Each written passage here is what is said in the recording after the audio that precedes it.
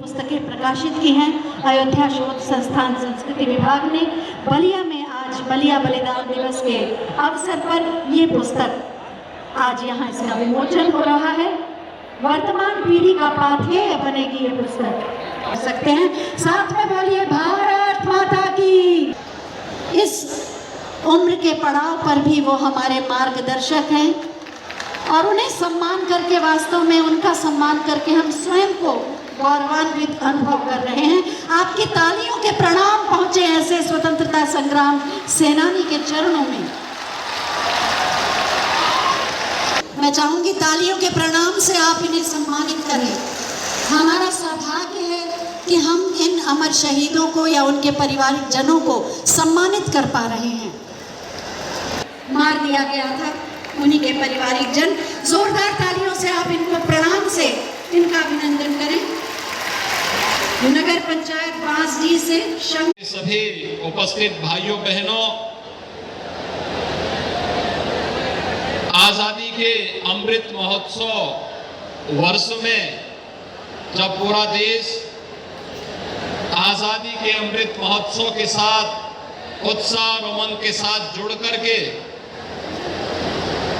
देश की आजादी के शताब्दी महोत्सव की तैयारी के लिए अभी से प्राण प्रण से जुटा है, इस अवसर पर मुझे बलिया के स्वतंत्रता आंदोलन से जुड़े हुए इस ऐतिहासिक बलिदान दिवस के अवसर पर आने का अवसर प्राप्त हो रहा है। ऋषि मुनियों और क्रांतिकारियों की इस ऐतिहासिक भूमि को कोटि कोटि नमन करते हुए आप सबका मैं हृदय से अभिनंदन करता हूं।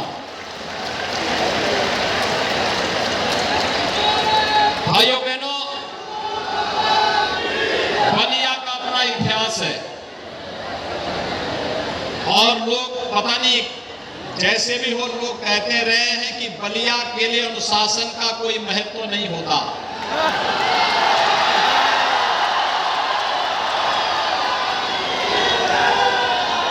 आजादी के बाद तो देश के विकास के लिए जिस अनुशासन की आवश्यकता होती है वो हमेशा बलिया ने दिखाया, लेकिन आजादी के पहले,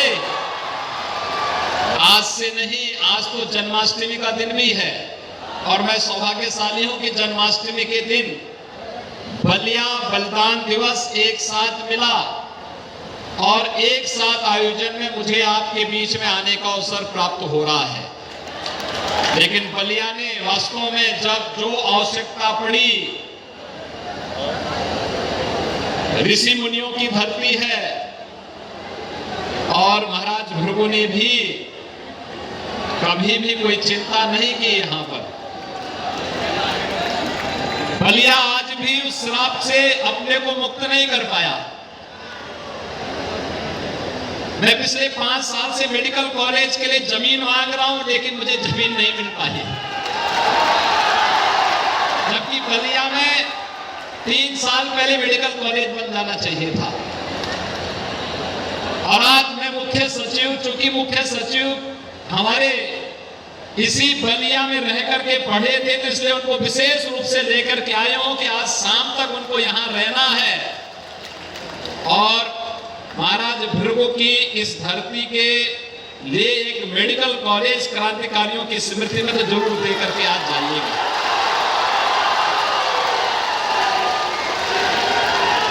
तो उस समय भी अनुशासन नहीं माना था और जब देश की आजादी के लिए किसी लड़ाई की आवश्यकता पड़ी तो इसी धरती के, इसी माटी के लाल मंगल पांडे ने वो चिंगारी जलाई थी जो अंग्रेज अधिकारियों को, जो भारतीयों पर क्रूरता ढाते थे, उन्हें मार करके देश की आजादी की चिंगारी को बैरकपुर छावनी में जलाने वाला कोई और था, कोई और नहीं था, बल्कि किसी बलिया की धरती के लाल महान क्रांतिकारी मंगल पांडे ही थे। और इसलिए मंगल पांडे की इस धरती पर आकर के मैं अभिभूत हूं। उन्हें कोटि कोटि नमन करते हुए विनम्र श्रद्धांजलि भी अर्पित करता हूं। मंगल पांडे की, बलिया के शेर चित्तू पांडे की,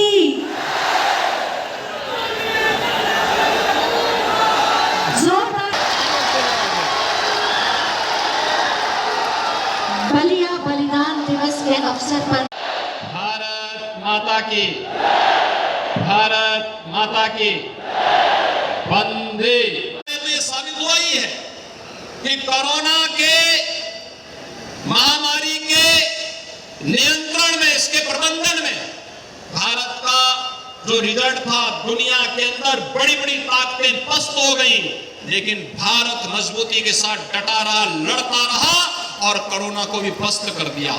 आज आपकी इतनी बड़ी संख्या में, भारी संख्या में उपस्थिति, मैं यही पूछ रहा था दया शंकर जी से, मैंने कहा भाई 9 बजे कैसे लोग आएंगे? भाई 9 बजे तो बहुत सारे लोग सो के उठने वाले लोग होंगे। उन्होंने कहा नहीं, बलिया रात्रि में सोता नहीं और रात्रि में ही लोग इकट्ठे हो जाएंगे। और इसीलिए आज मैं यहां पर आया हूं आपके बीच में विशेष रूप से। यह आजादी का अमृत महोत्सव है, अच्छे आयोजन के साथ जुड़ना है, अच्छा कार्यक्रम बनाना है और विकास के बारे में सोचना है। आज आप देख रहे होंगे जितना 8 वर्ष में प्रधानमंत्री मोदी जी के नेतृत्व में गरीब कल्याणकारी और शासन की योजनाओं का लाभ बिना भेदभाव के समाज के प्रत्येक तबके को मिला, बिना भेदभाव के सबको शौचालय, हर गरीब को आवास, हर गरीब को राशन, हर गांव जिसमें आज तक बिजली नहीं पहुंची वहां बिजली पहुंचाने का काम करेंगे। जिन गांवों में अब तक कोई सुविधा नहीं मिल पाई वहां पर हमने उस कार्य को पूरा किया है।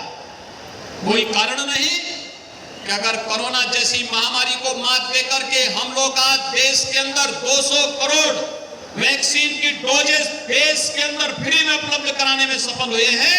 कोई कारण नहीं कि आने वाले समय में भारत दुनिया के अंदर नेतृत्वकर्ता के रूप में क्यों न होगा। और प्रधानमंत्री मोदी जी ने अपने नेतृत्व क्षमता से दुनिया के अंदर वैश्विक जगत में आज उस प्रकार की स्थिति बनाई है। हम सब प्रधानमंत्री मोदी जी के नेतृत्व में एक नए भारत के निर्माण की दिशा में कार्य करें और इस दिशा में हम लोग बेहतरीन प्रयास करें।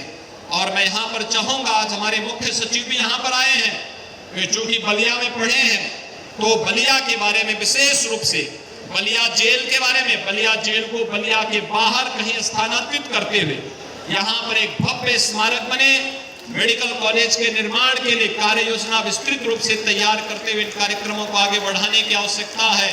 बलिया की इस आवश्यकता की पूर्ति करने के लिए कार्यक्रम में आगे बढ़ाएंगे। परिवहन मंत्री आप ही के यहाँ के हैं इस समय तो, और परिवहन मंत्री इसीलिए बने हैं जिससे बलिया से लखनऊ की दूरी को निरंतर ये कम करते रहे। पूर्वांचल एक्सप्रेसवे का एक लिंक वे हम लोग यहाँ पर दे रहे हैं बलिया के लिए भी। जमीन अधिग्रहण की कार्रवाई चल रही है, ये काम भी तेजी के साथ होगा और बलिया को हम जोड़ेंगे जिससे बलिया से 2 से 2.5 घंटे के अंदर ही आप लोग लखनऊ पहुंच जाए। इसलिए 2 से 2.5 घंटे इस दूरी को कम करने के लिए सड़क का काम हम करेंगे और यहाँ के बस स्टैंड को बहुत अच्छा एयरपोर्ट जैसा बस स्टेशन बना दें बलिया के अंदर। ये परिवहन मंत्री से मैं कहूँगा कि अच्छा बस स्टेशन यहाँ का बलिया का होना चाहिए जिससे लोगों की कनेक्टिविटी बेहतर हो सके। कुछ इलेक्ट्रिक बसेज भी यहाँ नगर के अंदर चलवाइए, बलिया इस नगर के दायरे को बढ़ाइए, लोगों को सुविधा मिलनी चाहिए। सरवा ताल के बारे में कुछ कार्य आप लोगों ने किया है, शेष कार्य भी और आगे होंगे। बलिया को जल जमाव से मुक्त भी देना है और बलिया के विकास को एक नई ऊंचाई पे पहुंच करके यहाँ के लोग विकास के साथ जुड़ करके जिस तरीके से भारत के विकास के लिए प्रधानमंत्री मोदी जी के नेतृत्व में काम कर रहे हैं, उस पूरी भाव के साथ हम आगे बढ़ करके इसे आगे बढ़ाने का कार्य करेंगे। हमारे सभी जनप्रतिनिधि इस दिशा में रुचि ले रहे हैं, वे पूरी तन्मयता के साथ इस पूरे अभियान के साथ जुड़ रहे हैं। यहाँ के सांसद जी वीरेंद्र सिंह जी, श्री नीरज शेखर जी, श्री रविंद्र कुशवाहा जी, श्रीमती केतकी सिंह जी, श्री रविशंकर सिंह पप्पू जी, ये सभी लोग कार्य कर रहे हैं। मजबूती के साथ बलिया को आगे बढ़ाने का कार्य करेंगे। मैं एक बार फिर से इन सभी महान क्रांतिकारियों को, आज यहाँ पर बलिया के इतिहास पर एक पुस्तक में मैंने विमोचन करने का अवसर प्राप्त हुआ।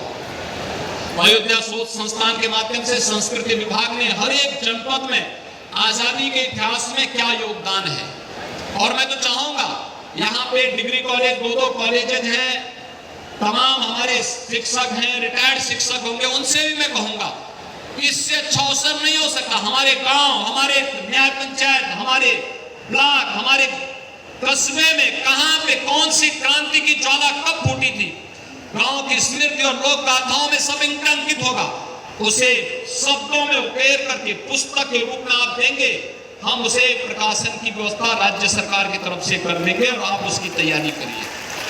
हमारे पास एक अपना अभिलेख होना चाहिए जिससे हम आजादी की लड़ाई के उन सभी क्रांतिकारियों को सम्मान दे सकें।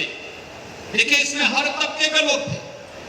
मंच पर आपने देखा होगा स्वतंत्रता संग्राम सेनानियों के परिजनों को जब मैं सम्मान कर रहा था, वहां पर कोई जाति भेद नहीं था। हर जाति, मत और मजहब से जुड़े हुए लोग देश की आजादी के लिए लड़े थे। आज भारत को विकास की जिन नई बुलंदियों तक पहुंचाना है, उसमें प्रत्येक भारतवासी का दायित्व बनता है। हम एक स्वर से, एक नजर से सभी देखें और उसे आगे बढ़ाने का कार्य करेंगे तो निश्चित ही हमारा भारत दुनिया की एक महाताकत के रूप में उभरेगा।